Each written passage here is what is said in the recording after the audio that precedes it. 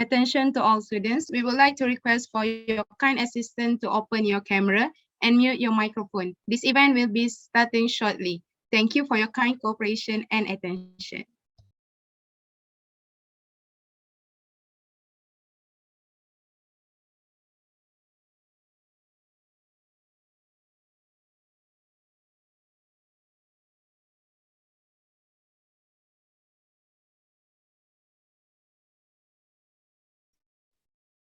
Bismillahirrahmanirrahim. All praises be upon Allah, the most gracious and the most merciful. Peace and blessings be upon Prophet Muhammad SAW, his family and companions. Assalamualaikum warahmatullahi wabarakatuh and good evening. I bid to our honorable guests and speakers, Associate Professor Dr. Sohana bin Muhammad, Advisor CAS Alumni Career Talk, Associate Professor Dr. Radia binti Abdul Ghani, Deputy Dean of Student Development and Community Engagement, and our speaker, Puan Siti Noraini binti Harun, and to all students of Kuliah of Allied Health Sciences. Welcome to the second series of CAS Alumni Career Talk 2021. I am Siti Noidina Amalin, a first-year student, and I am delighted to be your master of ceremony for this talk. To gain blessings from Allah Subhanahu wa Ta'ala, I would like to invite Brother Luqman to lead the dua recitation. Please welcome.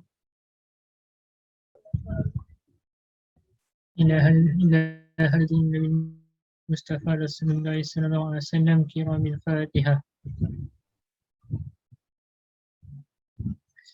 أعوذ بالله من الشيطان الرجيم بسم الله الرحمن الرحيم الحمد لله رب العالمين والصلاة والسلام على أشرف الأنبياء والمرسلين وعلى آله وصحبه أجمعين اللهم اغفر لنا ذنوبنا وارحمنا وارحمنا كما ربيانا صغيرا جميع المسلمين والمسلمات والمؤمنين والمؤمنات الأحياء منهم برحمتك يا أرحم الراحمين. Ya Allah Rahman Rahim, pada malam yang bahagia ini bersempena dengan CAS Alumni Talk Second Series, kami mengangkat tangan kami dengan penuh rasa kesyukuran dan penuh terima kasih atas nikmat yang tiada terhingga yang telah Engkau berikan kepada kami sehingga kami dapat hidup dalam damai dan harmoni untuk melaksanakan tugas sebagai hamba serta khalifah-Mu di muka bumi. Ya Allah, kami meminta keberkatan dari-Mu untuk kelancaran kejayaan majlis ini. Ya Allah, limpahkanlah kami dengan taufik dan hidayah-Mu. Bimbingkanlah kami untuk menjadi khalifah di muka bumi ini. Khalifah yang dapat menegakkan yang hak dan menghapuskan yang batil. Kurniakanlah juga kepada kami ilmu pengetahuan berharga yang boleh membimbing kami untuk memperoleh mardha-illah. Jadikanlah kami hamba-Mu yang soleh mengikuti perintah-Mu dan ampunkanlah dosa-dosa kami. Ampunkan dosa-dosa kami dan terimalah kami untuk menjadi tetamu-Mu di syurga-Mu ya Allah. Ya Zal Jalali wal Ikram. Allahumma sugad ilman nafi'ah wa rizqan thayyiban wa amalan mutaqabbala. Rabbana tuzigh qulubana ba'da idh hadaytana wa hab lana min ladunka rahmatan innaka antal wahhab. ربنا آتنا في الدنيا حسنة وفي الآخرة حسنة وقنا عذاب النار وصلى الله على سيدنا محمد وآله وصحبه وسلم والحمد لله رب العالمين.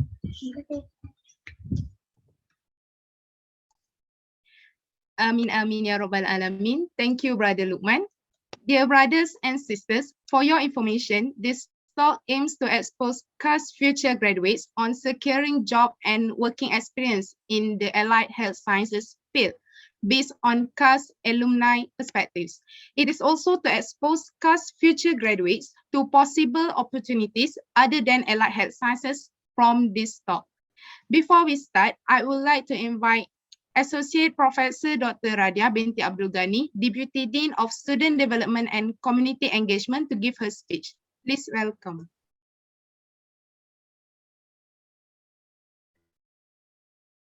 Bismillahirrahmanirrahim.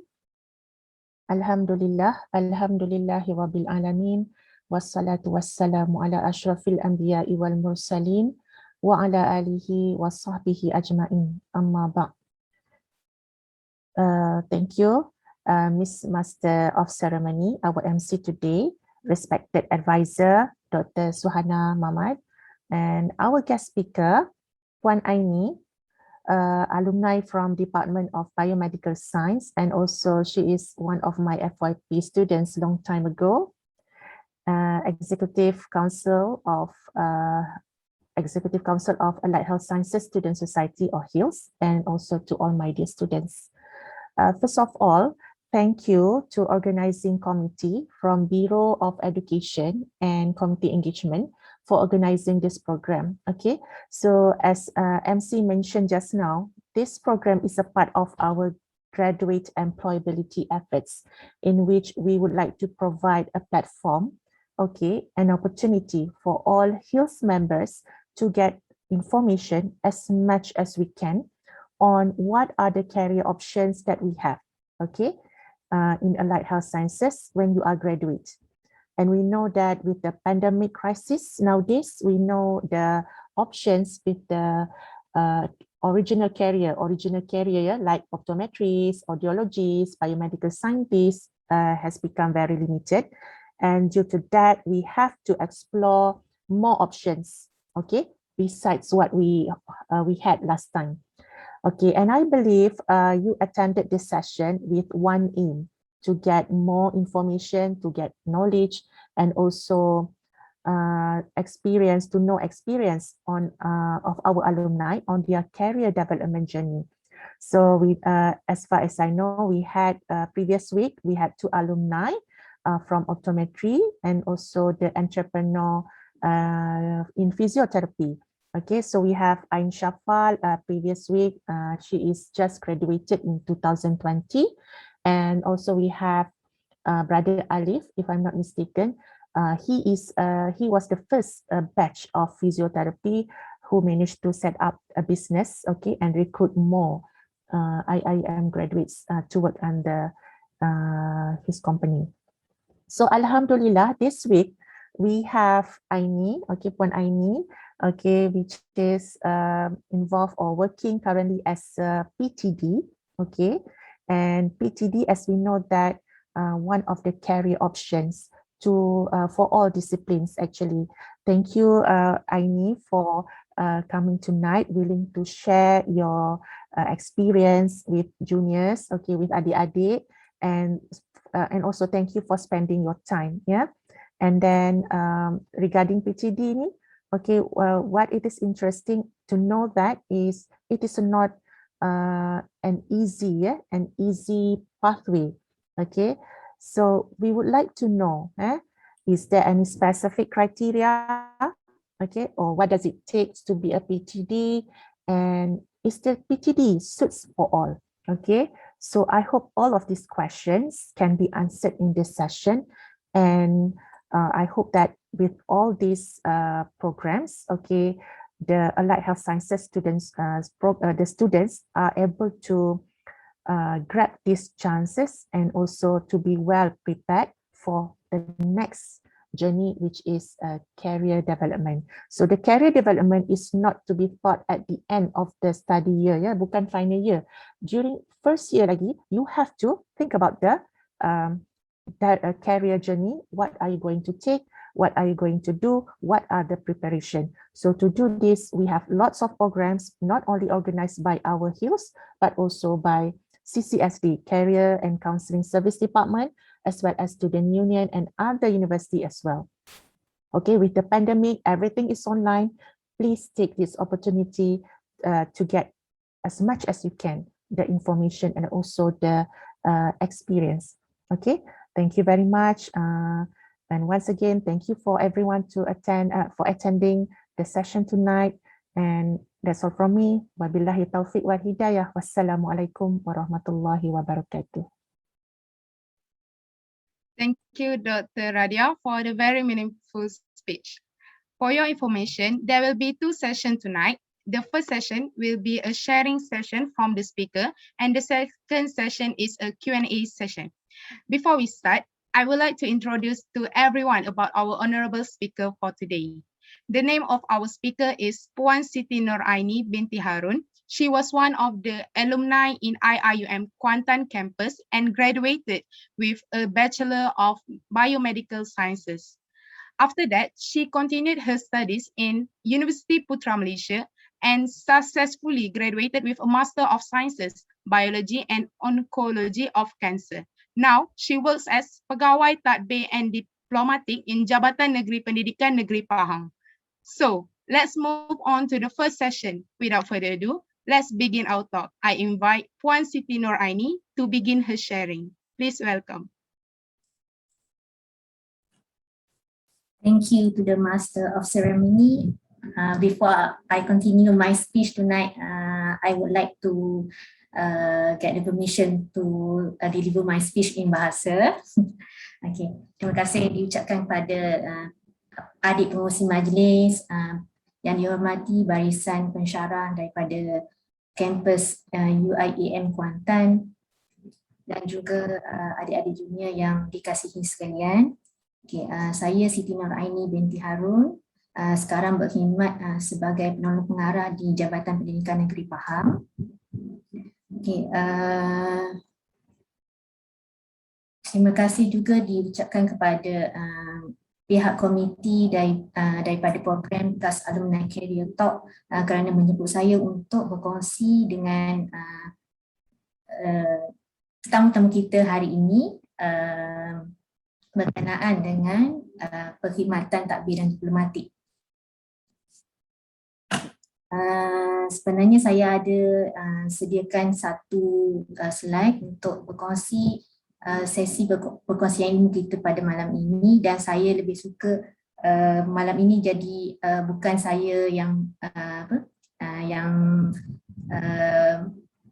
bagi talk semata-mata. Saya nak share apa pengalaman dan ilmu yang saya dapat sepanjang 2 tahun saya berkhidmat sebagai PTD lah. Saya masuk servis pada tahun 2019.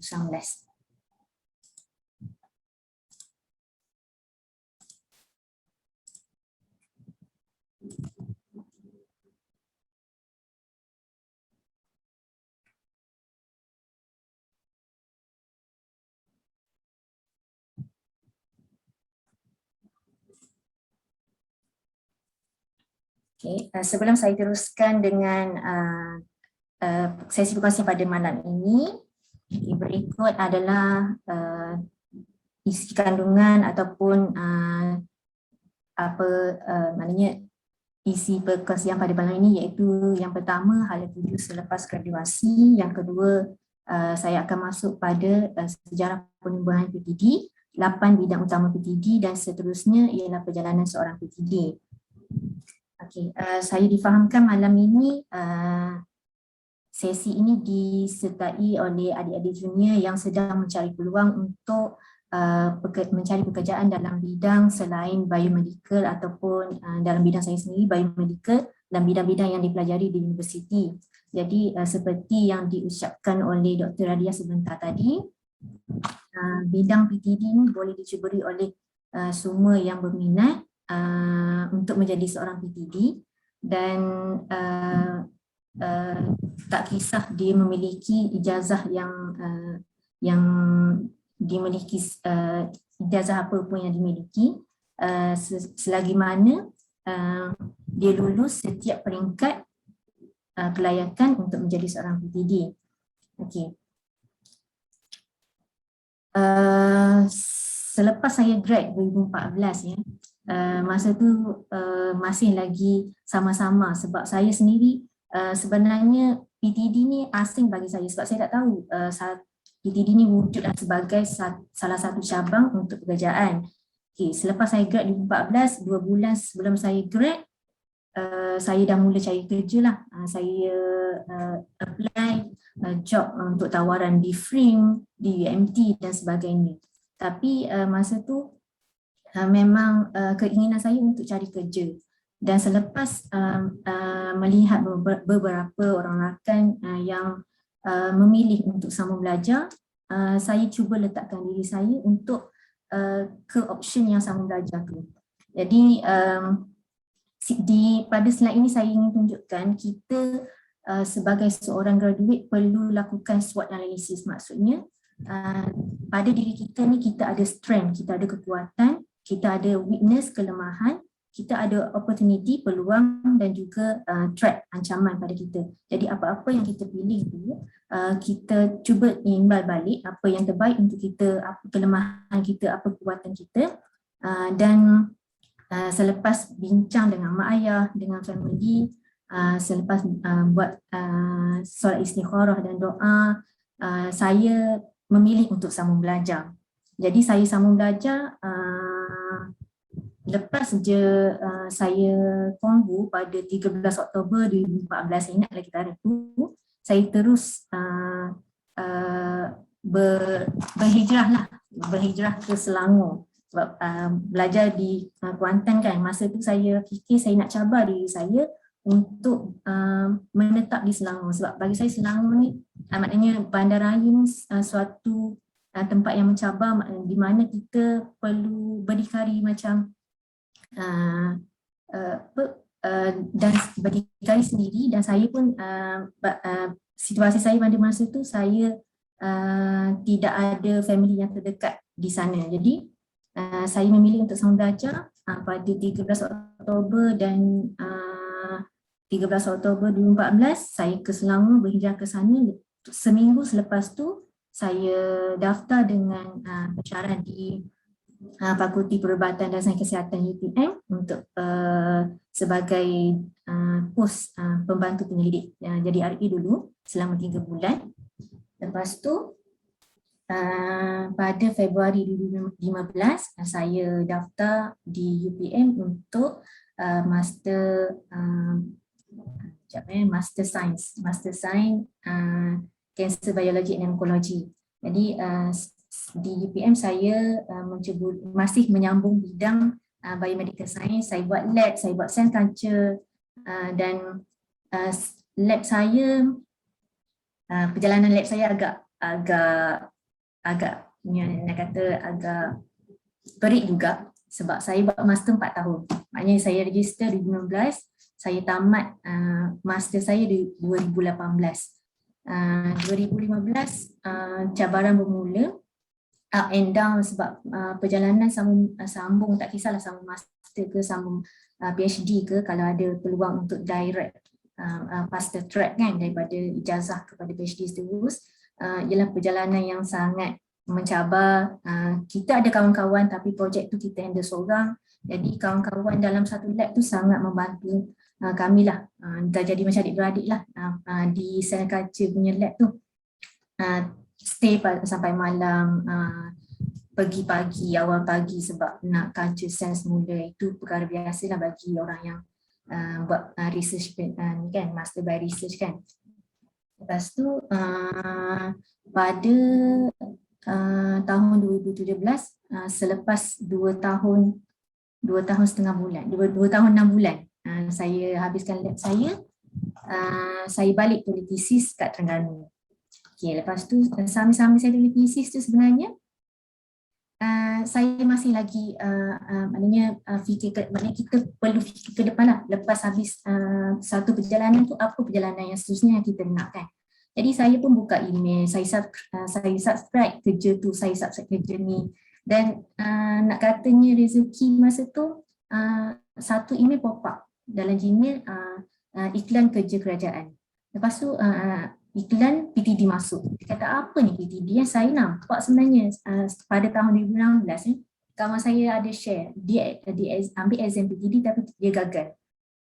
Kata apa PTD ni sebenarnya? Lepas tu saya apply je sebenarnya. Lepas tu bila apply, sambil apply tu ambil tahu jugalah apa bidang tugas PTD ni dan sebagainya. Lepas tu apply melalui SPA kan, PTD kan.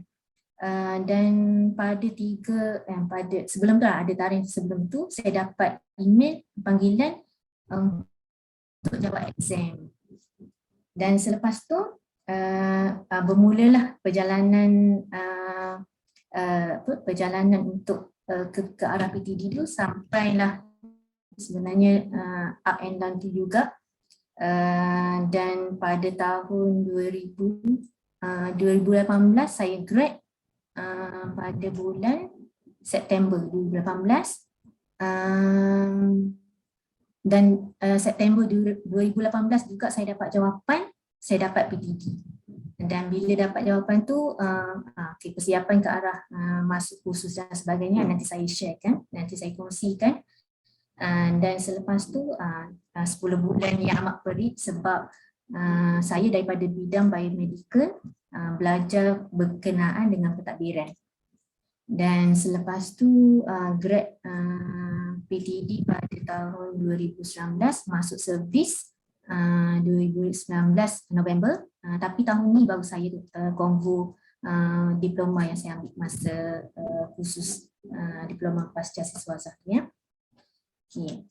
Jadi nak katanya peluang tu insya-Allah ada. Maknanya pada waktu yang sesuai insya-Allah peluang tu ada, cumanya kena bincang dengan mungkin dengan rakan juga ataupun dengan mak ayah dan juga keluarga apa yang terbaik untuk kita. Dan bila kita pilih suatu jalan tu sebenarnya kita bertanggungjawab untuk keputusan yang kita pilih. Jatuh bangun suatu jalan yang kita pilih tu kita kena hadaplah. Okey, jadi seterusnya kalau maknanya kalau decide nak sambung belajar, lepas tu nak buat apa? Masa awal-awal saya niat nak sambung belajar tu mungkin ke arah nak jadi lecturer, tapi selepas habis perjalanan master tu saya rasa macam sangat perit kan. Lepas tu saya kata cari kerja dulu lah, lepas tu cari kerja dan sebagainya.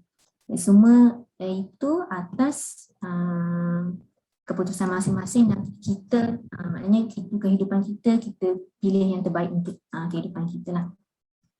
Okay. Jadi untuk PTD ni sebenarnya perkhidmatan takbir diplomatik bermula pada tahun 1902 yang dikenali sebagai Malaysian Civil Services, dan selepas tu dia bertukar nama kepada Malaysian Home and Foreign Services pada tahun 1966. Nama perkhidmatan takbir dan diplomatik ni hanya terbit pada 1972 dan diguna pakai sehingga kini. Okay. Seterusnya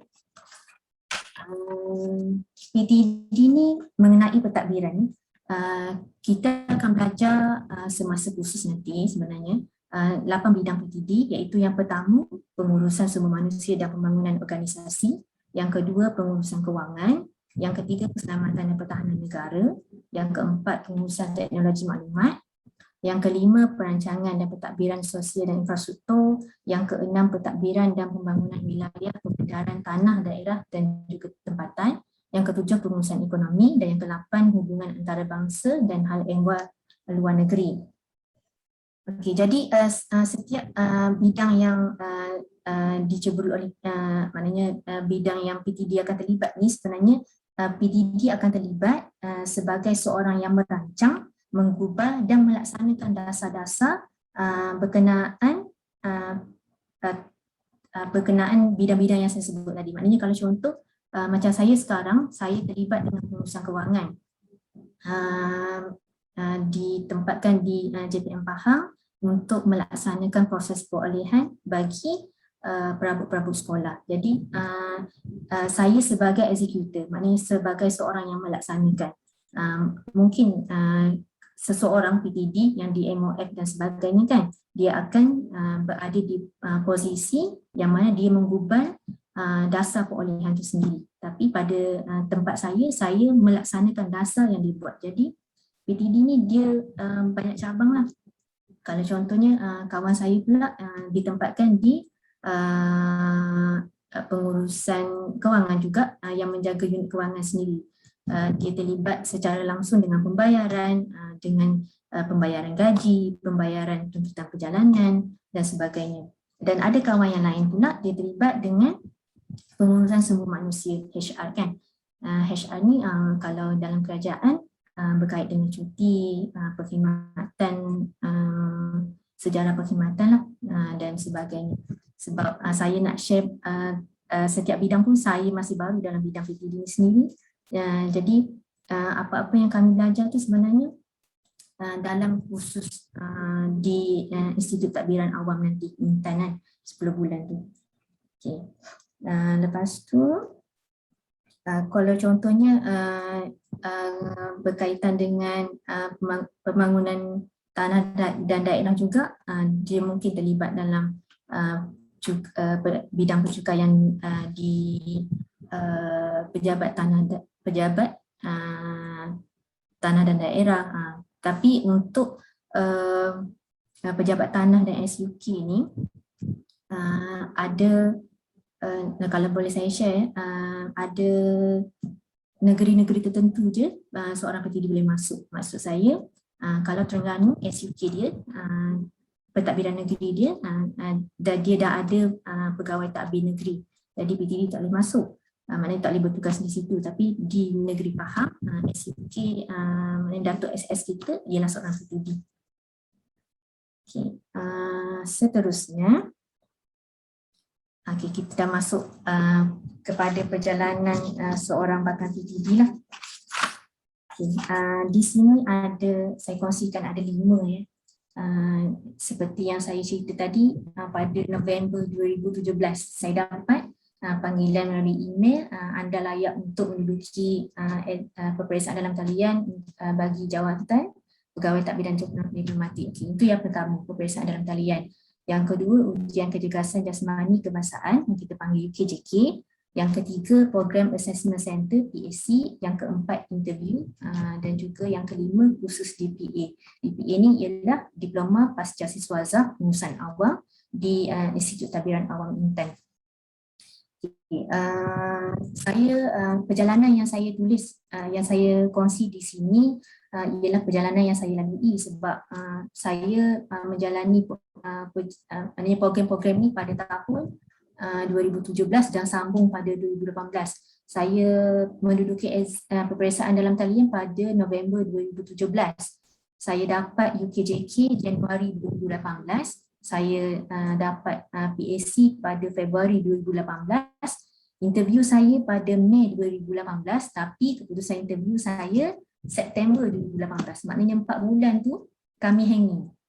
Batch saya lah hanging, maknanya tak tahu keputusan dapat tak dapat dan sebagainya. Jadi pada bulan September baru dah dapat keputusan interview, dan 2019 Januari sehingga Oktober kami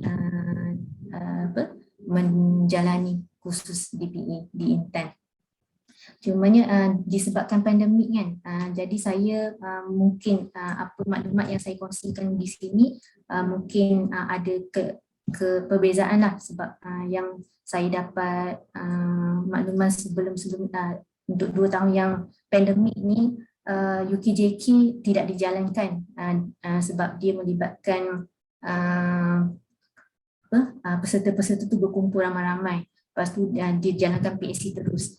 Jadi mungkin STA sendiri, Suruhanjaya Perkhidmatan Awam kan, dia ada perubahan-perubahan yang dilaksanakan untuk disesuaikan semasa musim pandemik ini sendiri. Okay, jadi yang pertama ialah peperiksaan dalam talian ya.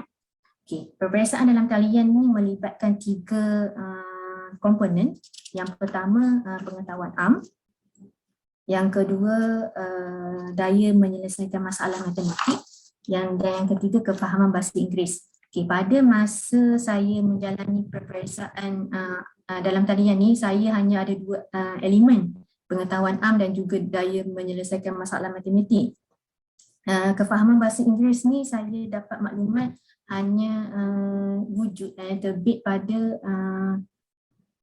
exam dan talian selepas itu, mungkin 2018 ke 2019. Jadi sebenarnya makin rumit dah sekarang sebenarnya. Okay, jadi pengetahuan am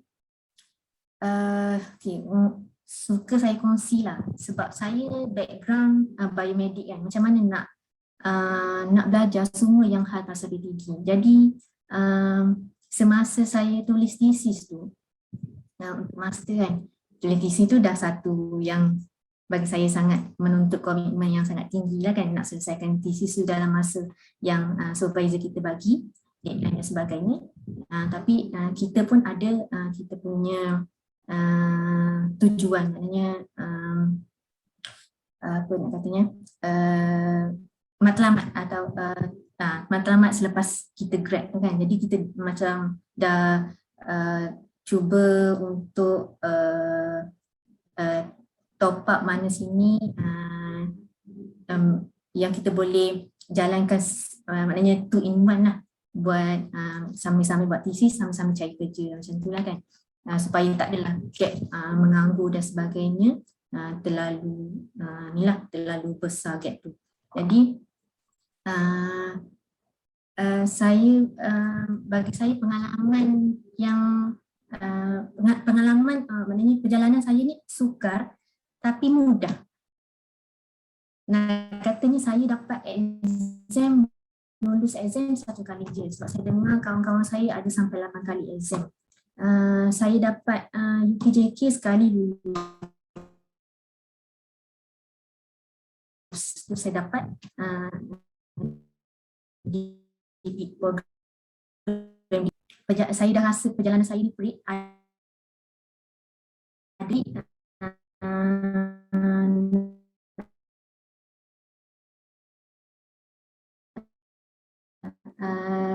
bila kita dah berjaya lah kan, apa usaha yang kita buat dan sebagainya kan. Cumanya semasa saya punya thesis tu, sebab saya zero pasal pentadbiran awam dan sebagainya, government policy kan, polisi awam, pengurusan ekonomi dan sebagainya. ASEAN tu apa, awak ni nak jadi PTD masa tu, soalan masa tu lah.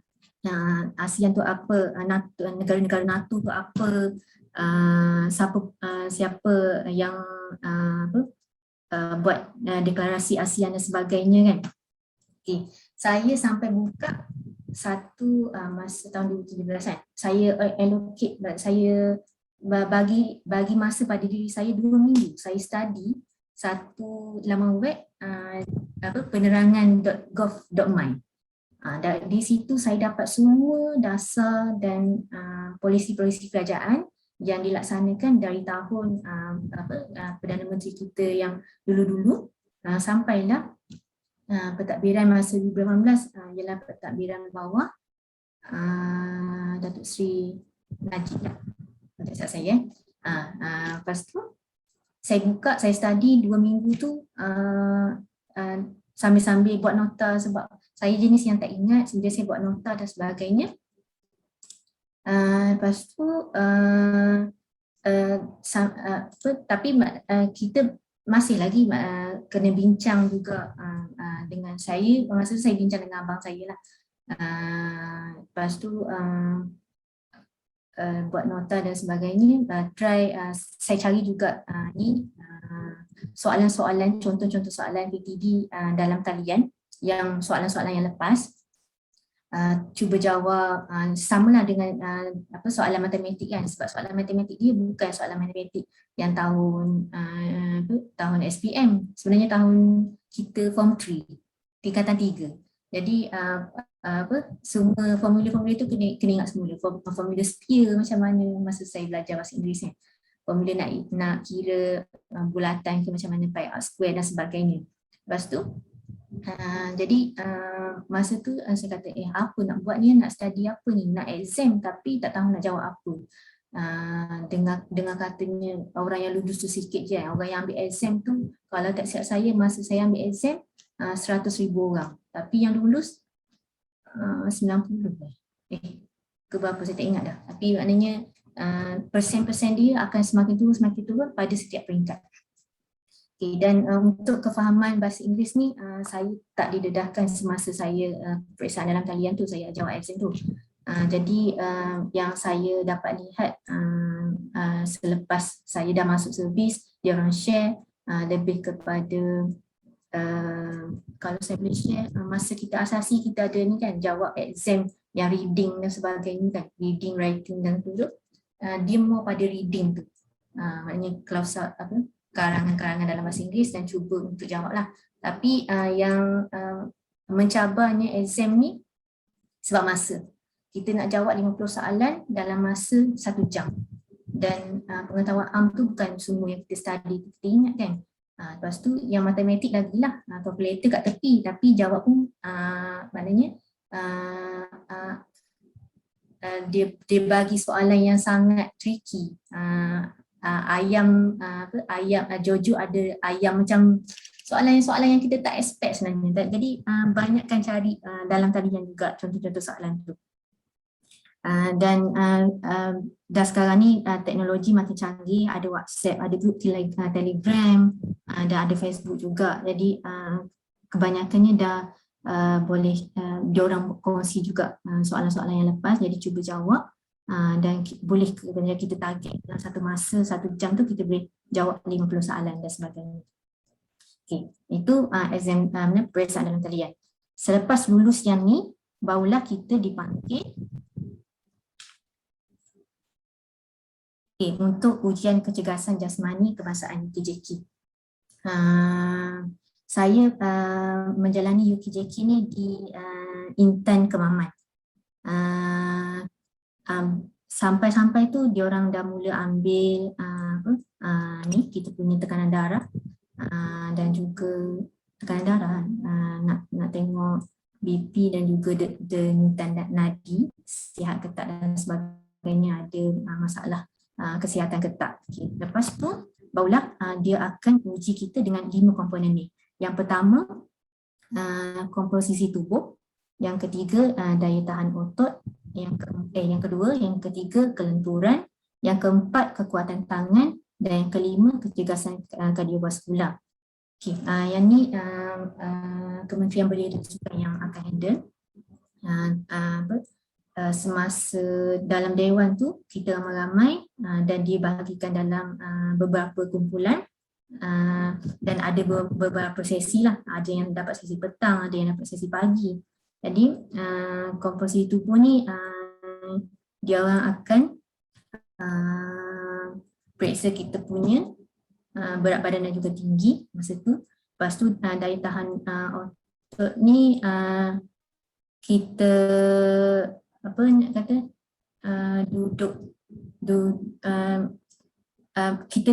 kita baring tapi kita nak kena sampai jari yang ni kepada garisan yang kedua ni, dan dia ada bilangan dia lah yang boleh lulus, maknanya setiap ni ada skor yang terbaik dan sebagainya. Yang ketiga kelenturan, ni posisi badan kita kena luruskan kaki, lepas tu lentur ni sampai kita boleh berapa cm kita boleh capai kita punya jari. Lepas tu yang keempat kekuatan tangan. Kekuatan tangan ni diukur menggunakan hand grip dynamometer. Kita genggam dan tengok kekuatan tu dan reading tu ada skala dia juga. Dan yang paling sebenarnya paling mencabar dekat sini ialah bleed test. Bleed test ni dia ada satu jarak 20 meter yang dikata situ. Satu jarak, satu kun ke satu kun yang lain. Lepas tu dia akan bagi kita yang fasa yang pertama, phase yang pertama, jarak tu kita boleh habiskan dalam masa 10 saat. Lepas tu jarak yang sama tapi habiskan dalam masa 9 saat, 8 saat, 7 saat dan sebagainya. Dia makin cepat. Maknanya awal-awalnya kita boleh jogging relax-relax lagi. Lama kelamaan kita kena makin laju dan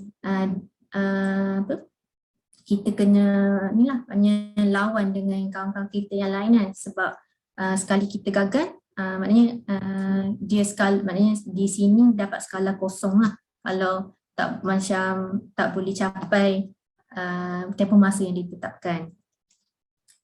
Yang maknanya tadi yang kedua UKJK. Yang ketiga juga saya jalani ni di Intan Kemaman, Program Assessment Center. Program Assessment Center ni melibatkan pembawakan diri kita sebenarnya bagi saya. Kita mula program tu bermula dengan pendaftaran macam biasa, sebab dia nak cek siapa yang layak, siapa tak layak kan. Yang layak lah yang dipanggil tu. Lepas tu yang pertama ujian penulisan. Masa tu kami diberi beberapa topik untuk menulis karangan dalam bahasa Melayu dan juga bahasa Inggeris. Jadi dia ada masa dia, topik dia berkenaan dengan isu-isu semasa dan juga dasar-dasar kerajaan juga.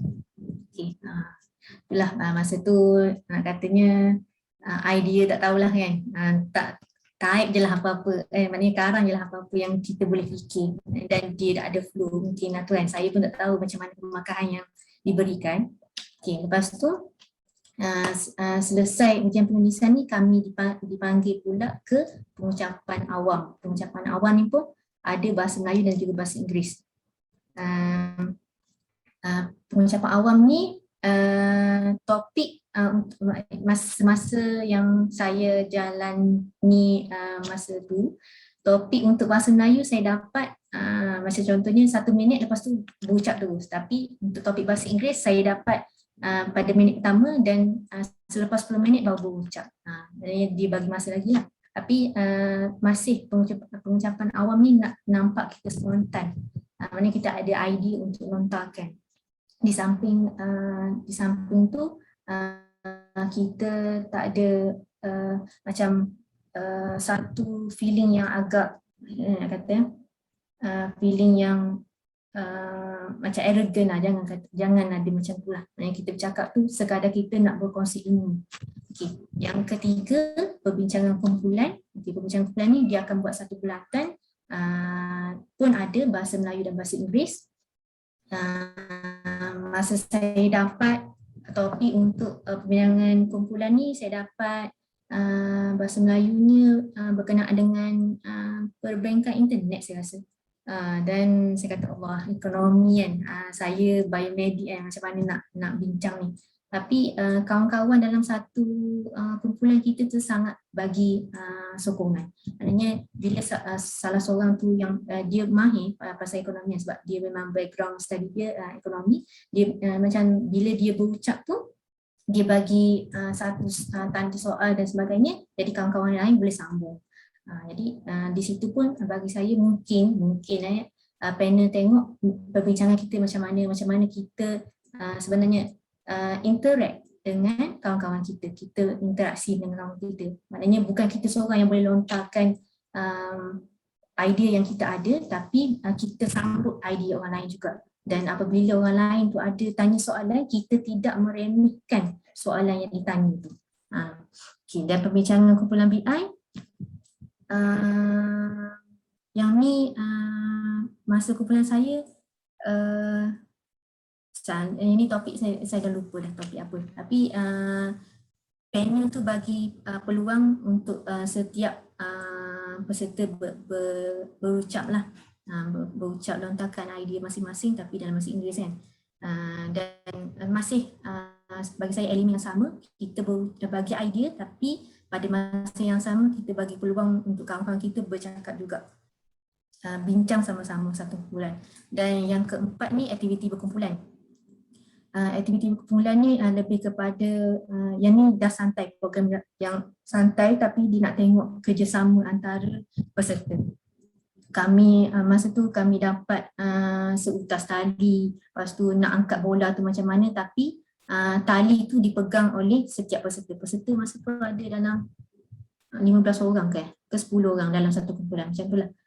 Dan setiap yang ujian penulisan ni dalam satu dewan, pengucapan tapi untuk pengucapan awam, perbincangan kumpulan dan aktiviti berkumpulan akan ada seorang panel dan ada pegawai psikologi.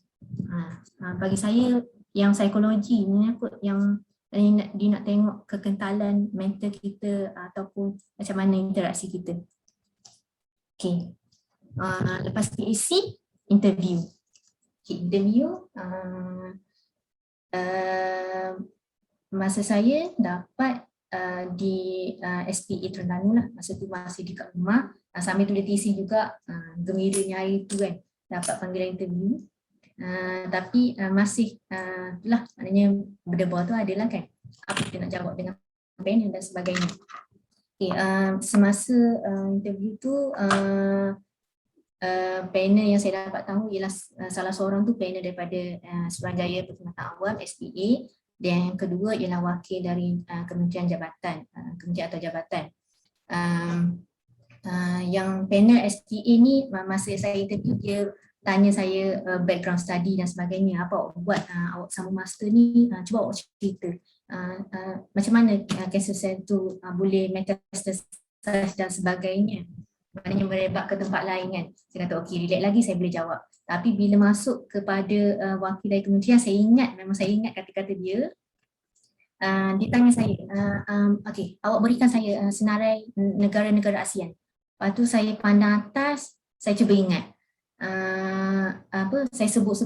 Lepas tu dia tembak saya, dia kata, awak hafal Saya dah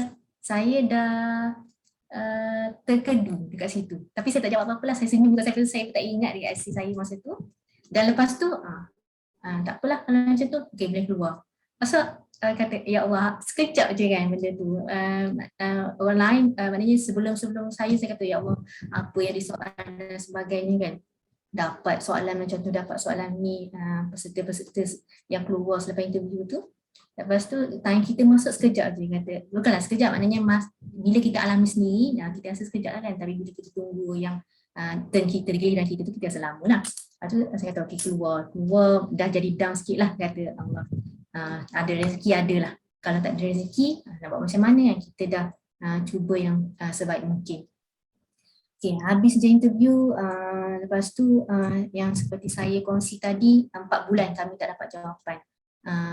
Yang saya dapat tahu untuk posisi jawatan kerajaan ni sebulan ataupun 9.5 lepas interview dah dapat jawapan sebenarnya. Jadi 4 bulan tak dapat jawapan, kata memang kena cari kerja lain lah. Saya pun mohon lah kerja lain dekat Maipo, Badan Harta Intelek kan. Sebab kat situ pun ada posisi pegawai patent. Pegawai patent ni bila kita macam kita buat satu kajian dan kita nak patentkan benda tu, okay, di Maipo lah. Dan okay, mungkin rezeki kat tempat lain kan, okay, sebab interview tak dapat. Tutup bulan 9 dapat panggilan, dapat email, okay, anda lulus, anda berjaya interview PTD dan perlu hadir untuk taklimat PTD pada Oktober 2018. Okay. Dan selepas tu sebab bagi saya perjalanan saya ni dia seiring dengan saya nak tamatkan master. Sebab saya grad master Oktober, tapi saya pergi taklimat tu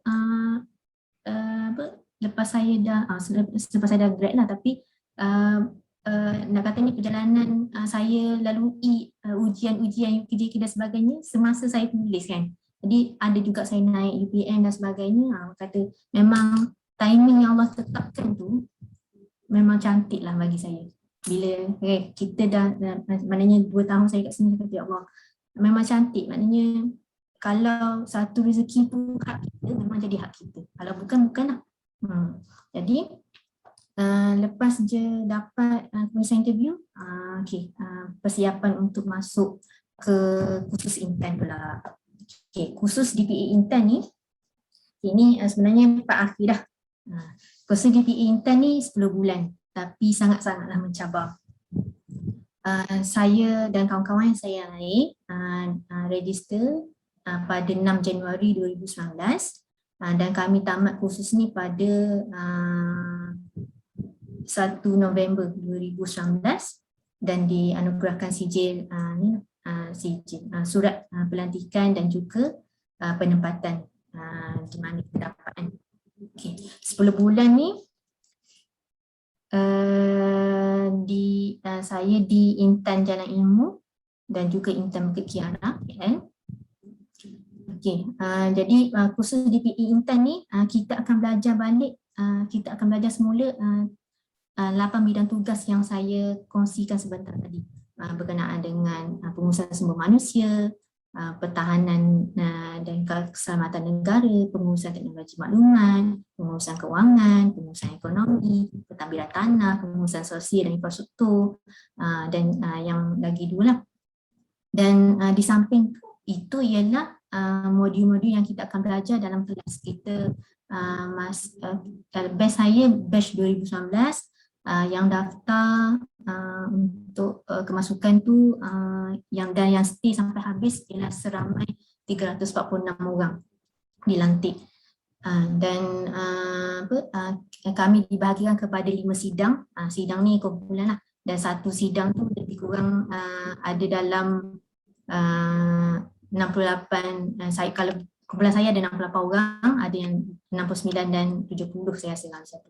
Okay. Lepas tu yang 8 bidang yang saya nyatakan tadi kita akan belajar dalam kelas, dan untuk DPA ni, khusus DPA ni urus tiar Intan akan bahagi bahagian kita pada 5 kumpulan dan akan menjalani jadual 5 bulan ni akan menjalani modul yang berbeza pada masa-masa yang ditetapkan lah.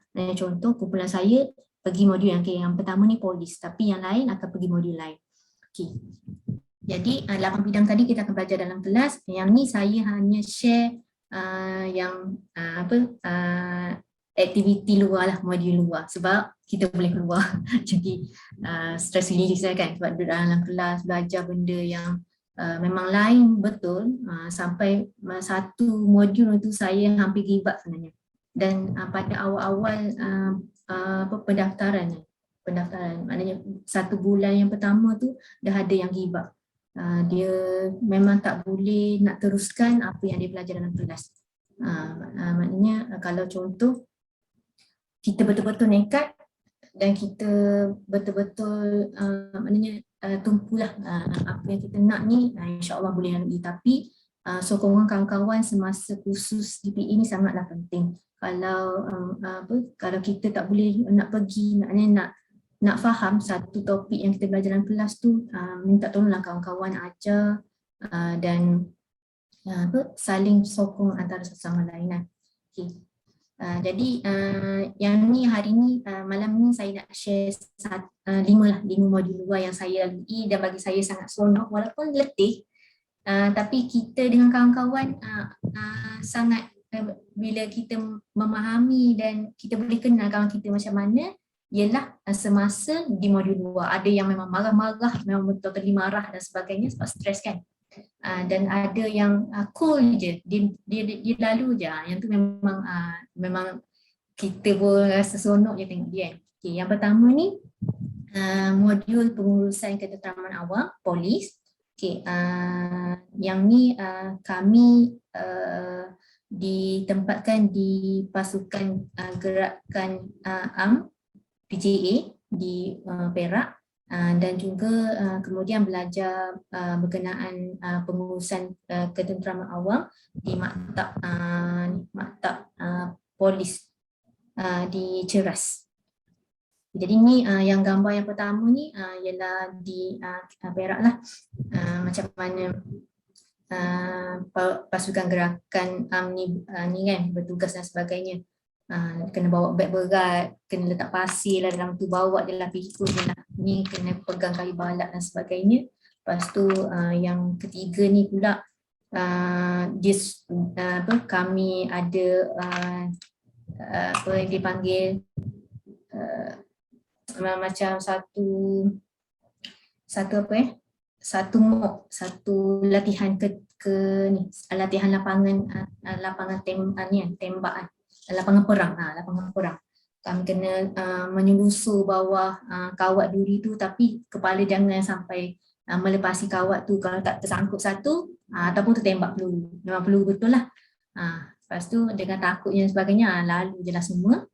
Lepas tu yang kat bawah ni kami didedahkan dengan pengurusan maknanya ilmu berkenaan ketenteraman awam, semua pegawai polis dan sebagainya. Yang last ni ialah FIU lah. Yang kedua, modul yang luar lagi, modul pengurusan bencana bomba. Okay, yang ni best. Yang ni kita belajar macam mana bomba sendiri kan, kendalikan isu-isu berkenaan bencana kebakaran, selamatkan yang ni kan, selamatkan orang yang terperangkap dan sebagainya. Dan yang ni api yang terbakar ni memang kena padam betul-betul. Ada yang sampai bila kami pakai helmet bomba tu sendiri sampai terbakar, dan sampai tak terbakar muka saja. Lepas tu yang bawah ni pula kami memang kena masuk dalam satu ruang yang memang ni ada asap, maknanya yang tutup, yang memang kita tak ada oksigen dan sebagainya. Okay, pengalaman kan. Okay, yang ketiga, modul yang ketiga kami jalani ialah orientasi pertahanan negara tentera. Okay, ini di kem tentera Port Dickson. Yang tentera ni memang betul-betul jadi tentera lah kot kami. Tapi kalau tuan-puan tengok, adik-adik tengok masa ni kami pakai baju PKM. Masa ni belum maksudnya belum ada baju khusus untuk tentera lah. Sidang-sidang, kumpulan-kumpulan lepas kumpulan kami dapat baju tentera betul. Okay, jadi yang ni pun sama, tentera pun ada dalam kelas dan ada di lapangan. Macam monkey bar, gayung ni, lepas tu yang ni pun lebih kurang sama, mengangkat bawah kawat berduri dengan lumpur dan sebagainya. Lepas tu ada latihan guna senapang yang dikhususkan, guna senapang yang dikhususkan untuk ketenteraan. Okay, dan yang seterusnya ialah INTRAD ataupun nama penuh dia Inisiatif Transformasi Desa. Okay, INTRAD kami bertempat di Besut, Terengganu. Tapi ada dua kumpulan yang lain bertempat di Negeri Sembilan. Jadi fokus INTRAD ni lebih kepada macam mana kita menyantuni orang-orang di kampung. Dia akan membagikan kita dengan keluarga angkat dan macam mana kita menghabiskan masa, luangkan masa dengan keluarga angkat tu, macam mana kita jalinkan kemesraan, kasih sayang, bond tu sendiri. Di samping kita ada laksanakan juga program yang melibatkan penduduk-penduduk kampung lah. Jadi dan seterusnya yang ni modul terakhir untuk kumpulan saya di Outward Bound School Perak, Demut Perak. Yang ni lebih kepada yang memang sangat santai sebab dia tak ada kelas, dia tak ada fokus dalam kelas macam polis, bomber dan tentera tadi. Tapi masih ada tujuan utama modul ini dilaksanakan, iaitu semangat setia kawan, kekentalan mental kita dan sebagainya. Dan sepanjang tak kisahlah dalam kelas ada assignment dan juga peperiksaan ada, dan kita kena assignment, peperiksaan dan ni perbincangan kumpulan. Semua elemen yang dia dah serapkan, maknanya sebelum kita masuk kursus tu memang ada dalam kursus tu. Maknanya masa PhD tadi kan, maknanya kita ada satu perbincangan kumpulan, kita kena lontarkan idea kita kena bentang, yang tu memang normal lah, sama macam zaman you kan. Okay, dan dalam kelas ada exam ada assignment, dia ada carry mark dia, dan ada tahap lulus yang dibenarkan lah. Kalau tak lulus, repeat tu saya tak ingat berapa kali dia dibenarkan, kalau tak kena tendang. Jadi setakat yang saya boleh kongsikan, setakat itulah. Jadi ini saya kongsikanlah. Akhirnya kami konvo pada tahun 2021. Asalnya plan konvo ialah pada 2020 sebab kami tamat 2019, tapi ditunda sebab pandemik COVID ni, dan alhamdulillah diberi keizinan untuk konvo walaupun tak nampak muka dah. Memang kena pakai mask, dengan KSM pun sendiri pakai mask, dan Muhammad Zuki. Jadi inilah gambar yang sangat dinantikan keluarga sendiri, kawan-kawan yang kita boleh jumpa balik selepas sekian lama tak jumpa. Dan kami konvo pada April 2021 baru ni. Dan itulah perjalanan PTD ni masih bagi saya masih jauh, sebab saya baru 2 tahun sebenarnya tak masuk lagi, sebab bermula berkhidmat November 2019, tapi masa tu saya di Kementerian Pendidikan. Lepas duduk sana 2 minggu, barulah saya ditempatkan betul-betul di JPM Pahang dan diberi tanggungjawab untuk buat pengurusan kewangan. Dan banyak lagi sebenarnya bidang-bidang yang saya sendiri tak ceburi, yang saya sebut 8 bidang tadi. Dan doakanlah insya-Allah semoga perjalanan ini terasa manis untuk kita walaupun sebenarnya adalah jatuh bangun dan sebagainya. Sekian perkongsian daripada saya. Wabillahi taufiq wal hidayah. Wassalamualaikum warahmatullahi wabarakatuh. Thank you, Puan Siti Noraini, for the great information and sharing. Okay, before we proceed with the Q&A session, I hope everyone has filled in the registration form provided in the comment section. Now, let's move on to the Q&A session. For those who have any questions, you can ask your question in the comments section or continue to ask through your microphone. Please welcome.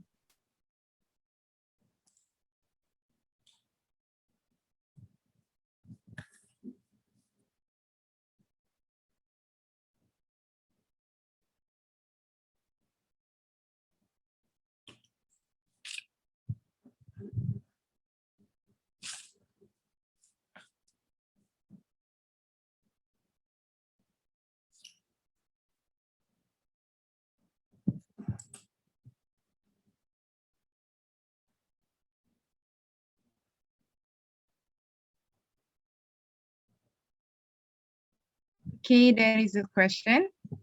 Assalamualaikum Puan, nak tanya program ni fully sponsor or bayar sendiri? Silakan. Okey, terima kasih pada adik sendiri. Soalan tu, okey, untuk program ni yang peringkat awal berapa exam online, UKJK, PSC dan juga interview tu memang kena tanggung sendirilah. Tapi untuk khusus DPA ni alhamdulillah kami ada JPA sendiri ada sediakan beasiswa persekutuan. Jadi sepanjang program 10 bulan tu ada elang. Okay, soalan kedua daripada Azharatul Ma'wa. Salam Puan Aini, saya ingin bertanya soalan. Cabang kerja untuk PTD, adakah kita yang pilih atau ditentukan oleh pihak atasan yang banyak-banyak tu, yang 8 tu kelas? Yang tu, okay, masa kami nak grad, maknanya 2019 tu, kami diberi pilihan 3 kementerian yang paling yang paling kita minati lah. Kalau saya hari tu saya letak Kementerian Kesihatan, Kementerian Pendidikan, dan satu lagi hospital saya letak. Sebab asalnya plan nak balik Terengganu tapi tak boleh kan, jatuh kat Pahang juga. Okay, lepas tu jadi dia bagi pilihan kat kita tapi tak semestinya dapat. Dan bila sebenarnya kalau tak dapat tu kita kena tempuh dulu dan cuba yang terbaik. Kalau sebab masih ada peluang untuk minta tukar selepas kita dapat tu. Macam contoh ada kawan saya asalnya dia dapat JPM Pahang tapi alhamdulillah ada rezeki dapat tukar dekat dengan suami. Macam tu. Okay, soalan seterusnya dari Hasanah Fuzi. Assalamualaikum. Saya tengok tadi banyak latihan yang berisiko tinggi macam kawat berduri sambil pegang senapang, latihan kebakaran. Jika berlaku kemalangan, apakah akibatnya? Adakah insurans dan sebagainya? Untuk yang tu memang sebenarnya sangat risiko tinggi sebab masa awal-awal UKJK tu pun mana-mana yang memang lulus exam kan dan dipanggil UKJK, dinasihatkan pada ibu-ibu mengandung tidak menduduki UKJK tu, hanya kena tunda ataupun dan sebagainya, saya tak pasti yang tu urusan SPA macam mana kan. Tapi untuk yang khusus DPA ni memang yang perempuan memang walaupun dah kahwin memang kena rancang lah pregnancy tu dan untuk apa nak kata kecederaan, kecemasan dan sebagainya semasa latihan memang atas kita sendiri, kita ada sign consent.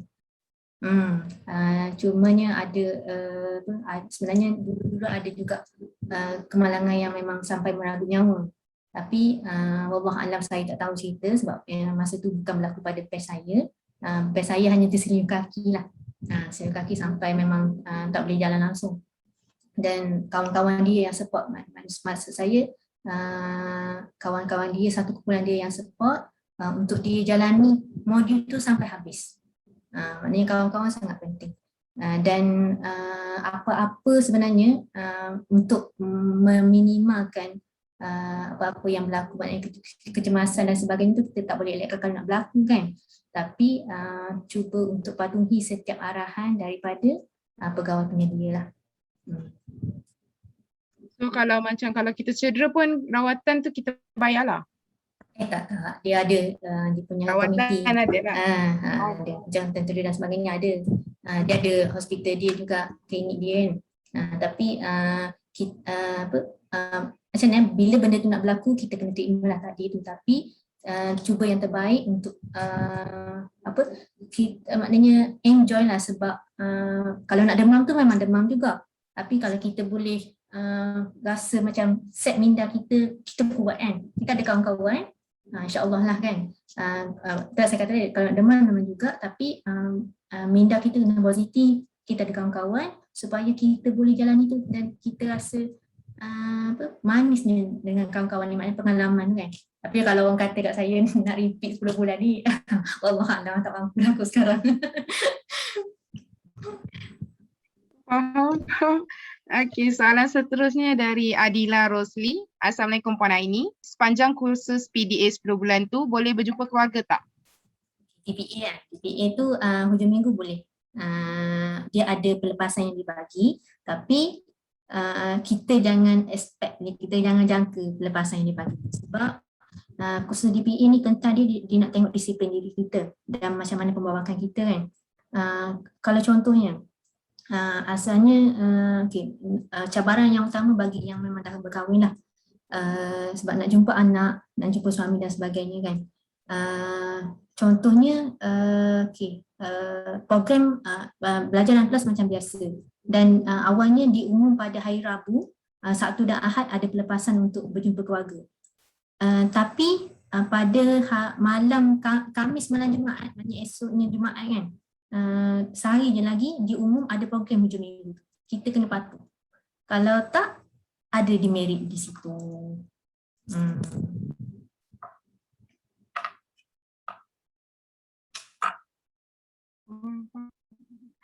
Okey, soalan seterusnya dari Amar Akil. Assalamualaikum Puan, program PAC tu berlaku dalam satu hari ke? Sebab tengok banyak-banyak stage. Kalau semasa saya jalani PAC tu program dalam satu hari. Start pukul 7, daftar pukul 7, pukul 8 dah run, habis masa saya tu 6.30. Memang tough lah. Tapi rehat tengah hari tu adalah solat makan kan, lepas tu sambung lah balik. Soalan lagi. Assalamualaikum, adakah terdapat had umur untuk apply PTD? Had umur ni saya kurang pasti sebenarnya. Kalau yang tahun lepas tak ada, maknanya lebih umur 35 tu masih boleh mohon. Cumanya saya sendiri tak pasti polisi SPA mungkin ada perubahan dan sebagainya.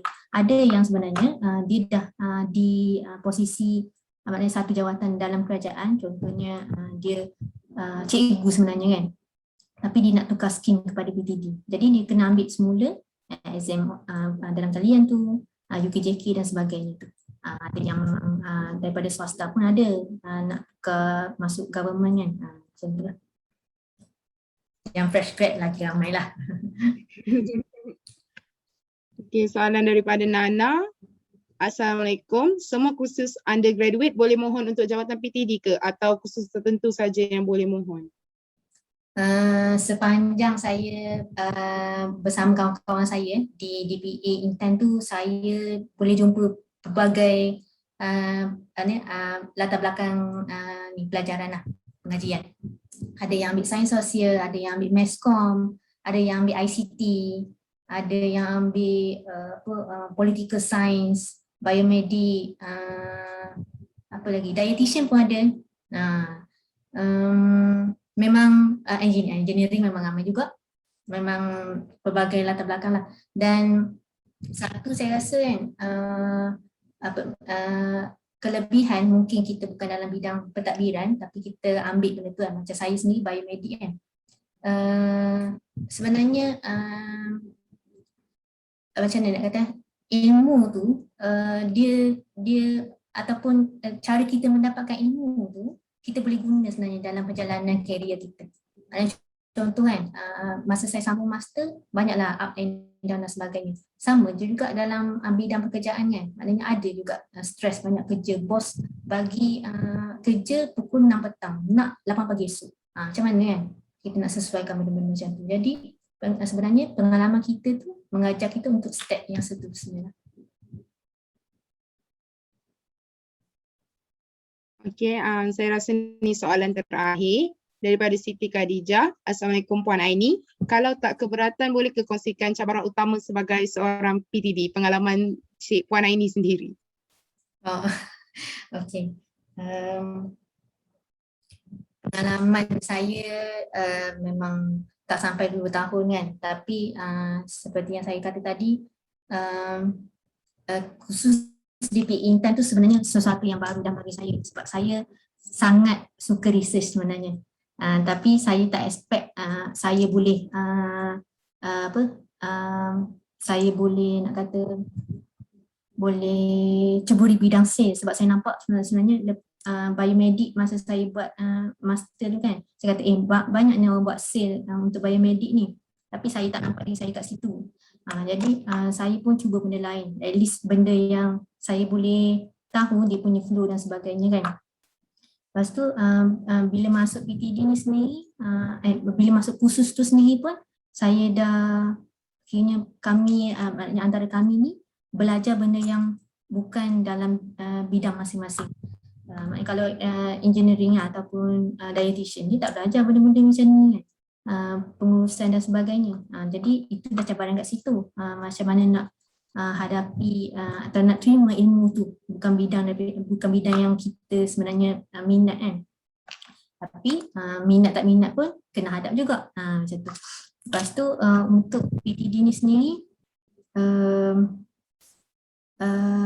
sebab saya buat pengurusan kewangan dan apa yang katanya musim pandemik lah kot, musim pandemik dia jadi tak tentu sekarang. Dan bila katanya arahan dan polisi kan kadang-kadang untuk menjamin kelangsungan ekonomi kita ni, arahan-arahan tu kadang-kadang kita sebagai yang melaksanakan benda tu agak stres lah. Itu perkara normal lah bagi saya. Tapi bos saya pernah cakap apa-apa pun kita ni ada kerja berpasukan. Apa-apa pun kita bincang dengan bos kita bincang dengan kerani kita, bincanglah sekecil-kecil pun, sebab bila kita berada di satu tempat, okey, mungkinlah awak nampak posisi PTD ni tinggi kan, jawatan perdana pengarah, jawatan ketua perdana pengarah dan sebagainya kan, tapi kita ada kerani, kita ada ketua kerani dan kita ada kawal eksekutif nanti dalam bidang tu. Dan mereka sebenarnya lagi lama duduk di jawatan tersebut dan mereka dah hadapi pelbagai onak liku dan sebagainya kan, dah tahu selok belok kerja di situ. Jadi kita yang baru masuk ni, bagi saya wallah alam, ini yang saya nampak baru berapa tahun, baru 2 tahun, kita jangan angkuh, jangan arrogant, jangan rasa kita ni tinggi sangat sampai nak menuntut dengan orang bawah pun kita tak sanggup. Jangan ada macam tu. Jadi dia ada cara lah kita nak menuntut ilmu dengan kerani dan sebagainya kan. Panggillah kerani tu masuk dekat bilik kita, Kak boleh terangkan ini, boleh terangkan itu. Maknanya kita nak menuntut ilmu dengan dia kan. Dan bila ada kerja pasukan, insyaAllah lah semua benda tu akan jadi boleh hadap. Tak ringan tapi boleh hadap. Terima kasih Puan Aini. Sama-sama. Alhamdulillah, we have reached the end of this event. Thank you to the speakers for sharing her experiences and helpful tips, and for willingly spending their times together with us this evening. Before we adjourn, let's have a photography session together with all the speakers and students. Everyone is highly encouraged to open your camera. I will now pass this session to the committee in charge to lead the photography session. Please welcome. Thank you for your cooperation. On behalf of the organizing committees, I would like to apologize for any inconveniences and mistakes throughout this event. The goods come from Allah and the bad comes from me. Thank you for your participation, and don't forget to join our last series of CAS Alumni Talk next Friday. Invite all of your friends to join us. Let us end this event with Tasbih Kafara and Surah to Us. To all students, don't forget to sign your attendance in the chat box below. Wabillahi taufiq wa hidayah. Wassalamualaikum warahmatullahi wabarakatuh.